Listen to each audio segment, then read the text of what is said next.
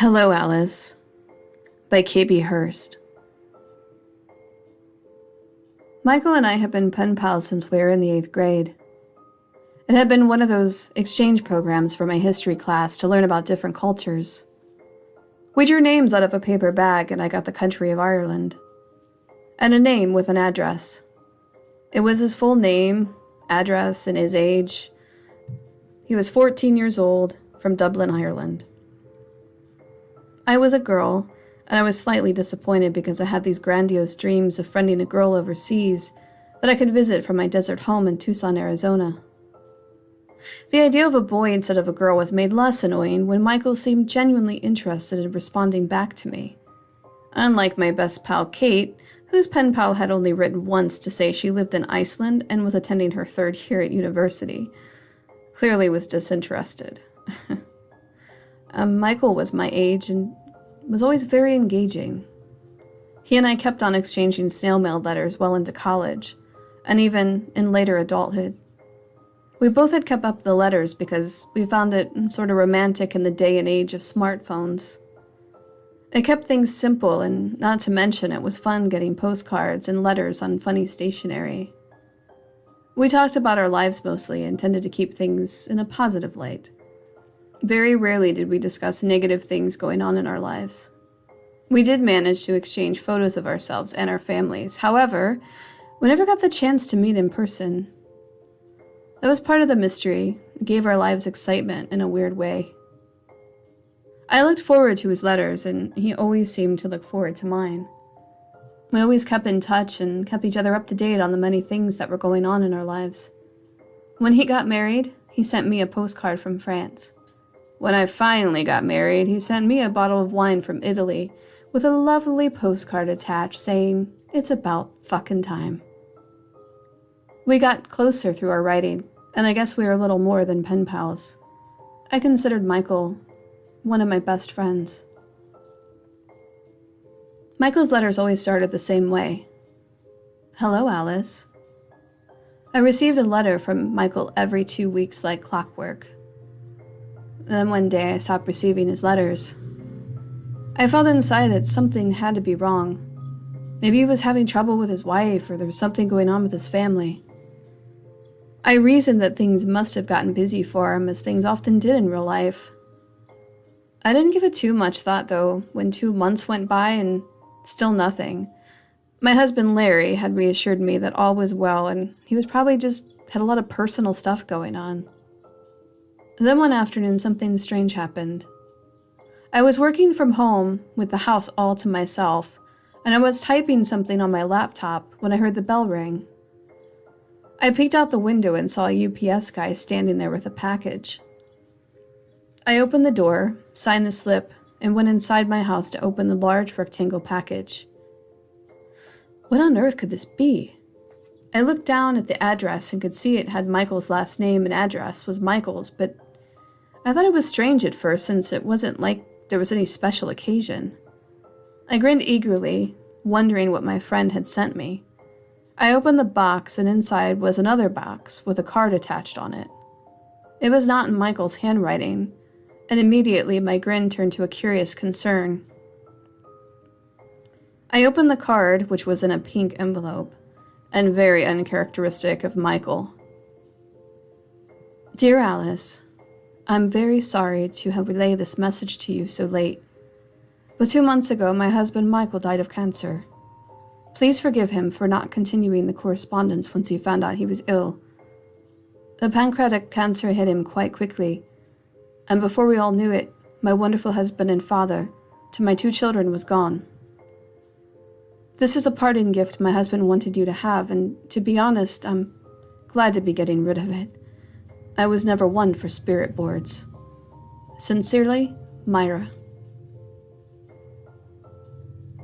I sat in a stunned silence with my hand over my mouth, and then the tears began. I know I didn't even really know Michael in the same way I knew my other friends. We had never even talked over the phone, Skyped, or at the very least, sent a text in the 32 years we had been pen pals. Yet, I still felt the sting of loss. I grabbed a tissue, wiping my eyes, and then opened the box. Inside was a blue hand-painted Ouija board. It was painted dark blue with glitter to resemble a night sky. There was a sun in the upper left corner and a moon in the right corner. At the bottom center was the word, goodbye. There were the usual letters and numbers on it. Other than that card that his wife Myra sent, there was little explanation as to why Michael wanted me to have it. I sat it aside and made a call to my husband relaying the message and the odd gift from Myra. Larry was genuinely sorry to hear that Michael had passed away. He had become such a large part of our lives in a way. I sent Myra a thank you card and my condolences. I was heartbroken over the loss of my friendship.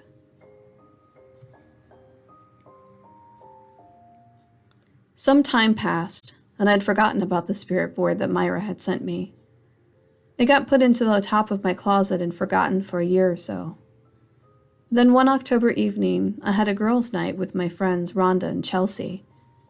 Larry was out playing cards with some buddies of his, so we had the house to ourselves. We had been drinking wine, talking about Rhonda and Chelsea's kids all getting ready for college and how crazy it was that our college days only seemed like yesterday. Chelsea relayed a funny story about the night she and her friends from college had played with an old Ouija board. She had played with some friends who got so freaked out because there had been an electrical outage after missing with the board. Ouija board, you say? I have one. We should get it out, I said, laughing, nearly spilling my red wine all over. Say it isn't so, Chelsea said excitedly.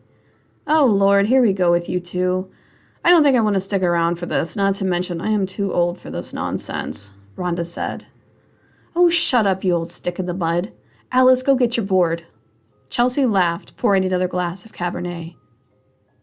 I went to my closet and got the box down that Myra had sent me. I set it up on the living room table, and we all sat around it like we were in junior high school instead of 40-something-year-old women. Should we say a prayer or something? Rhonda asked. Yeah, and light a candle, Chelsea said, putting out her lighter from her cigarette pack. Okay, I'll start, I guess. Dear God, protect us from demons and Rhonda. I laughed, clearly feeling the effects of the red wine. All three of us placed our hands on the planchette and tried to concentrate. I could feel it moving, but I could swear it was Chelsea. We just stared at each other, laughing. Shouldn't one of you idiots ask a question? Rhonda asked. Oh yeah, and what do you know? What is the name of the spirit? Chelsea asked, trying to whisper. The planchette did not budge. We all looked at each other, dead silent. Then we heard the front door open and then slam shut. We jumped from our spots on the floor. It turned out it was just Larry coming home from his poker game. Jesus, that scared the piss out of me, Chelsea giggled. Yeah, I think it's time for us to go home. With that, they left, and I picked up the Ouija board, placing it under the couch, then following Larry up to bed. I fell asleep as soon as my head hit the pillow. The next morning, I awoke to someone touching my shoulder. I figured it was Larry and smiled. Not now, you goof. When he didn't retort or make any other movements, I slowly opened my eyes. There was no one in the room with me. Surely Larry hadn't made a breakaway that quickly. I got up, put on my robe, and made my way down to the kitchen to get coffee. There was a note from Larry. Made coffee. Have a good day of work from home. Larry frequently left letters, but I knew there was no way that Larry had touched me and then gotten out of the house that quickly. I chalked it up to my being half asleep and thought no more of it. Later that day, I was buried in work and not paying any attention to anything around me when the doorbell rang. Who would be dropping by this time of day? Everyone I knew was at work, and I wasn't expecting any visitors. I went to the door and opened it, but there was no one there. I looked around and peeked out, but still, there were no signs of anyone. I shut the door this time, making sure it was locked, and went back to my work. By 3 o'clock, I had gotten a craving for some crackers and cheese and something to drink. I often worked all day forgetting to bother eating. As I made my way into the kitchen, I tripped over a box that was sticking out from under the couch. I looked down, and there was the box with the Ouija board in it. I stopped for a second, and then I decided to pull it out. I opened the box and sat on my couch. I placed the board on my lap and smiled.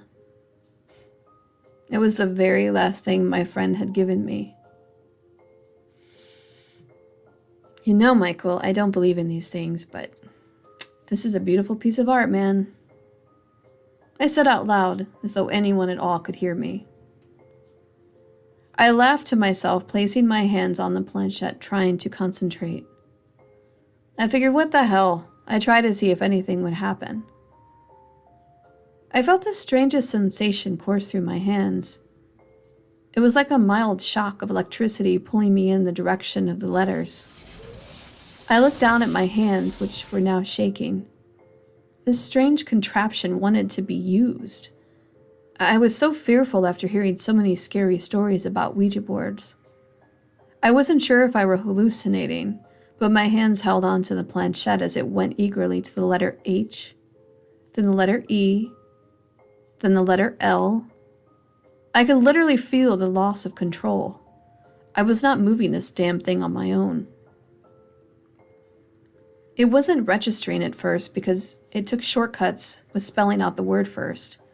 It didn't make sense in my mind, and it began spelling out slowly each letter, one by one, so I could understand it. There was an intelligence behind it, and even though I was scared, my hands were shaking, I was still excited at the prospects of this being real.